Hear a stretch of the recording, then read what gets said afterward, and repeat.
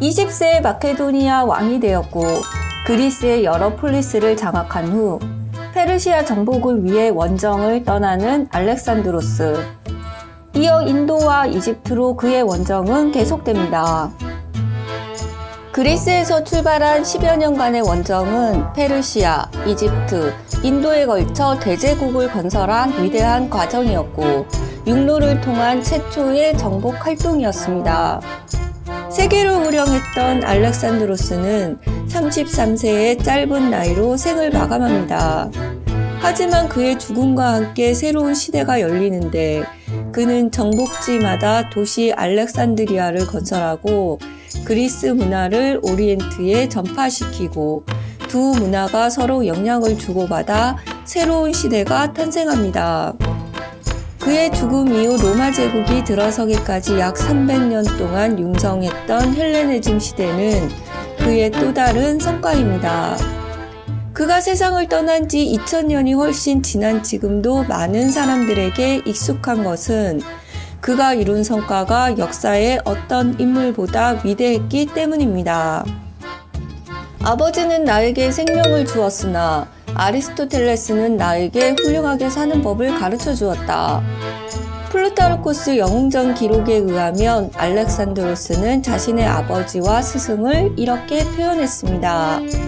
하지만 그리스에서 비주류였고 변방이었던 마케도니아를 군사 강국으로 만들어 그리스를 장악하고 왕이 된 알렉산드로스가 페르시아로 진출할 수 있는 발판을 만든 것은 바로 아버지 필리포스 2세였습니다.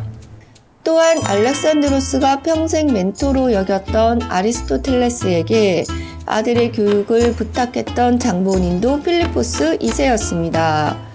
알렉산드로스가 위대한 인물이었다는 것은 틀림없지만 그의 위대한 성과에는 아버지 필리포스 2세와 선생님 아리스토텔레스가 결정적이었다는 것 또한 부정할 수 없습니다. 이번 시간에는 아버지 필리포스 2세와 선생님 아리스토텔레스의 이야기를 통해 마케도니아 왕에서 세계를 지배하고자 했던 위대한 정복자 알렉산드로스에 대해 알아보겠습니다. 알렉산드로스가 페르시아로 진출할 수 있는 기반을 만든 필리포스 2세. 기원전 404년 펠로폰네소스 전쟁의 결과로 그리스의 패권을 장악한 스파르타. 하지만 스파르타의 통치는 오래가지 못했습니다. 아테네보다 더 심했던 스파르타의 무단 통치에 그리스 곳곳에서는 반란이 일어났고 기원전 371년 스파르타를 무너뜨린 테베로 주도권이 넘어갑니다. 이 시기 필리포스 2세는 인질 개념으로 테베에서 생활하게 되는데 당시 테베는 에파미논다스라는 장군의 지휘 아래 스파르타를 격파하는 최강의 군사력을 자랑하던 시기였습니다. 에파미논다스는 스파르타의 팔랑크스 부대에 맞서 사선 대형으로 스파르타군을 붕괴시킨 테베의 명장이었습니다. 일률적으로 중장 보병을 밀집하게 배치하는 팔랑크스 대형에 일부 변화를 주어 왼쪽과 오른쪽에 열의 변화를 주고 지그재그로 배치하는 형태로 최강의 스파르타군을 격파한 사람이었습니다. 마케도니아로 돌아온 필리포스 2세는 병사들에게 계급제를 도입해 진급에 대한 가능성을 열어두고 포상 및 상여금을 제공하는 등 국력을 키웠습니다. 테베의 사선 대형에서 착안해 사리사로 무장한 보병 마케도니아 팔랑크스를 완성합니다. 사리사는 길이 5에서 7m 정도의 창을 가리키는데 기존 팔랑크스 군대의 창에 비해 훨씬 길었고 날렵했습니다. 또한 그리스에서는 거의 활용하지 않던 기병을 활용하는데 사리사로 무장한 보병이 적들의 적진을 완벽하게 차단하고 그 사이 기병대가 기동력을 발휘해 적의 군대를 포위하는 형태로 최강의 전투력을 자랑했습니다. 최강의 군대로 그리스의 패권을 장악하는 동안 알렉산드로스 또한 어린 나이에 전투에 참가하는데 테베의 신성 부대를 격파하는 전공을 세우며 마케도니아 군의 영웅이 되었고 필리포스 2세 또한 알렉산드로스의 활약에 크게 기뻐했다고 전해집니다. 하지만 부자와 관계가 악화되는 결정적인 사건이 있었는데 필리포스 2세가 젊은 여인 클레오파트라와 결혼을 하게 됩니다. 결혼식 연회장에서 클레오파트라의 큰아버지가 마케도니아의 왕위를 이을 적법한 아들을 낳기를 기원하는 발언을 하는데, 알렉산드로스가 이 발언을 한 큰아버지를 향해 술잔을 던지고 연회장은 엉망이 되었다고 기록되어 있습니다.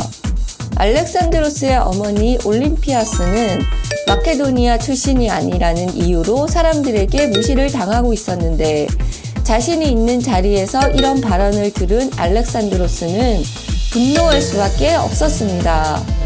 클레오파트라는 실제로 아들을 낳았고 알렉산드로스와 아버지의 관계는 개선되지 못하고 있었습니다. 그러던 어느 날 필리포스 2세가 자신의 경호를 담당하던 경호원에게 암살당하는데, 필리포스 2세를 찌른 경호원은 현장에서 사망해 공격한 이유는 알 수 없었습니다. 필리포스 2세가 죽자 알렉산드로스가 마케도니아 왕에 즉위합니다. 알렉산드로스와 그의 어머니 올림피아스가 암살의 배후가 아니냐는 의혹이 제기되기도 했는데, 증거가 없었기에 공식적으로 제기되지는 못했습니다. 필리포스 2세는 그리스의 패권을 장악하고 페르시아로 진출하기 위해 많은 준비를 해두었고, 아버지의 꿈은 알렉산드로스의 과제가 되었습니다.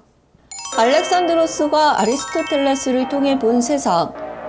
르네상스 시대의 거장 라파엘로의 아테네 학당 그림에는 플라톤과 그의 제자 아리스토텔레스가 중앙에 등장합니다. 플라톤의 손은 하늘을 가리키고 아리스토텔레스는 땅을 가리키고 있는데, 이 장면으로 플라톤은 이상주의자였고 아리스토텔레스는 현실주의자였다고 평가하기도 합니다. 마케도니아 출신이었던 아리스토텔레스는 플라톤의 아카데미에서 20여 년간 공부하며 플라톤의 수제자였습니다. 그러다가 마케도니아의 필리포스 2세의 부름을 받아 소년 알렉산드로스를 교육하게 됩니다. 그가 추천해준 호메로스의 일리아스는 알렉산드로스가 원정 때도 늘 챙겨 다녔다고 전해지고, 논리학, 자연과학, 윤리학, 심지어 해부학까지 가르침에는 끝이 없었습니다.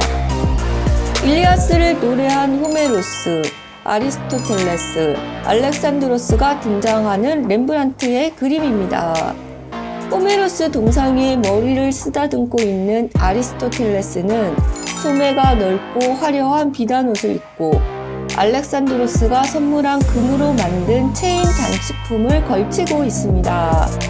체인에는 알렉산드로스가 조각되어 있습니다. 알렉산드로스는 원정 중에 생소한 식물이나 동물을 발견하면 아리스토텔레스에게 보내 자연과학 연구에 도움을 주었다고 알려져 있습니다. 알렉산드로스는 아리스토텔레스에게 배운 지식을 통해 어떻게 자신의 이상을 현실로 재현할 수 있는지를 고민했을 것이고, 아리스토텔레스는 알렉산드로스를 통해 자신의 철학적 사상이 정치로 실현되는 것을 보고 싶었을 거라고 추측해 봅니다. 원정이 성공한 후 둘의 관계가 예전 같지 않았다는 기록들이 있는데, 다양한 추측이 있지만 아리스토텔레스의 가르침을 스펀지처럼 흡수했던 알렉산드로스가 원정을 하면서 본 세상과 스승의 가르침 사이에 차이가 있음을 느낀 것은 아닐까 합니다.